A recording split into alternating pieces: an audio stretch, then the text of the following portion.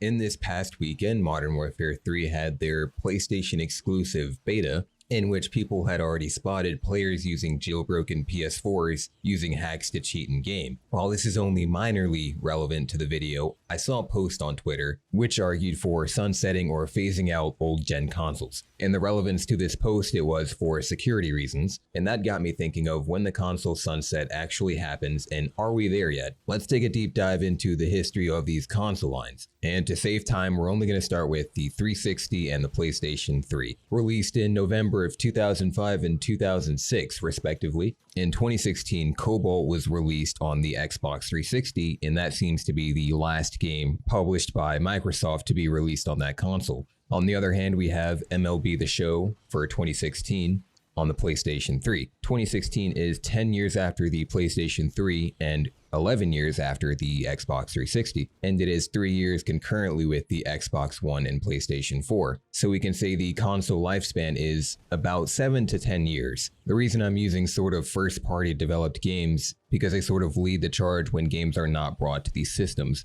With that being said, we saw articles earlier this year saying that both of these current gen systems are going to be phased out, though Sony's plan is to phase out by 2025, whereas Microsoft will be phasing out as soon as next year. We are already seeing a lot of first-party games being solely published on these newer consoles, such as Spider-Man 2, Alan Wake, and Starfield. So it really does look like we're looking at the sunset here. And if we overlay the timeline, we are within 7 to 10 years-ish, with Sony's plan looking like it's going to be 12 and 11 for Microsoft. Because we did see the newer consoles, the refresh of the Series X and S, teased about 2 months ago. This kind of feels like a half system because it's just a refresh, but the next-gen exclusives tell me that it's going to be replacing current-gen consoles. And it is important to remember that these are just next-gen exclusives, so who knows how long it'll take for other publishers to follow suit. Plenty of games this year released on current/last-gen consoles, despite them having problems. It reminds me of how poorly Cyberpunk ran on the PlayStation 4 that they had to remove it from the market. But that was an extreme point of the PlayStation 4's flaws. It's running kind of fine with new releases of COD, so it may be at least 3 to 4 years before they start to phase out current-gen consoles. And that time could even start after Microsoft and Sony start to phase out. Right now, the consoles have been running concurrently for 3 years, so we are hitting that timer too. Right now, it seems rather soon for first-party games, and maybe a couple years behind for outside publishers.